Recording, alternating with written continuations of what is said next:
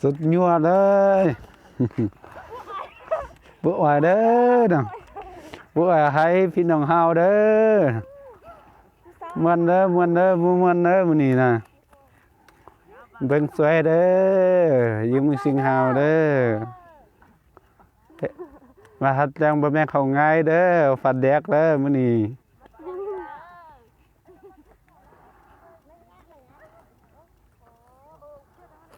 มื้อนี้เด้อเขาเอาให้ราคา90,000ต่อมื้อเด้อผู้ใดมีน่าสนใจมาเบิ่งเฮาเด้อ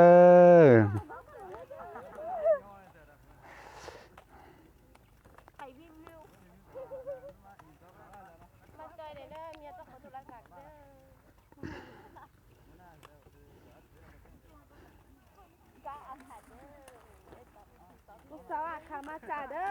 อมาเบิ่งผู้สาวอาคาอยู่มีสิงเฮาเด้อผู้ใดสนใจก็มาเบิ่งเด้อยิ้มบาแสดงเด้อไม่เท่าก็ยาวผู้สาวก็ยาเนาะ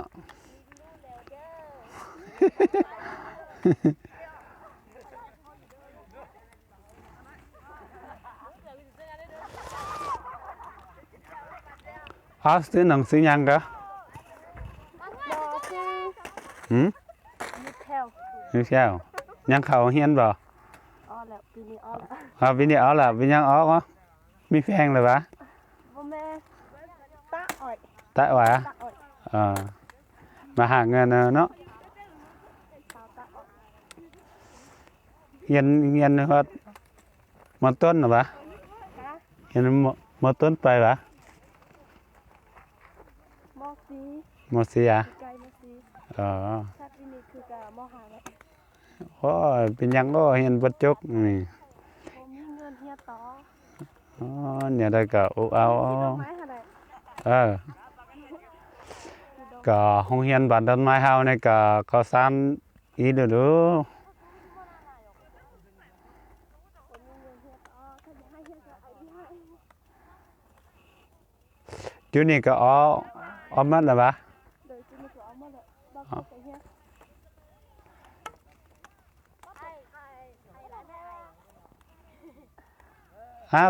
ไทยเขาบึงไงเขายามบึงไงน้องสาวเขาอยู่เวียงนะเขายามบึงไง ต่อเด้อ เขาเวียอยู่เวียงนะเขาก็ยามบึงไง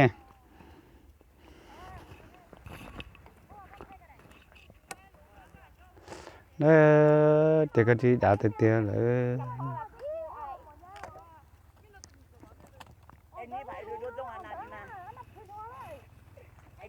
กูไทยแต่ละคนก็ใช้ใน NC นะ ผู้ใดที่สนใจเสาให้เวียกกับทางมาเด้อ อันนี้ก็ว่ามีเบอร์โทรศัพท์ก็บ่ให้เอาเนาะเขาสนใจก็โทรหาเอา มีผัวมีเมียแล้วเด้อ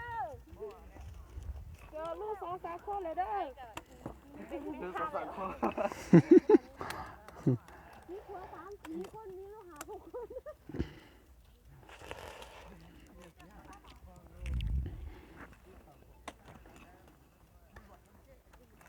น้องก็เล่น Facebook ป่ะ ดีอยู่ เรียนนะในบูติต่อว่าแอลี่ทุกพ่อโดนใน TikTok โดนราจะเล่นนะคะ เอาตอนนั้นก็พอแล้วเนาะ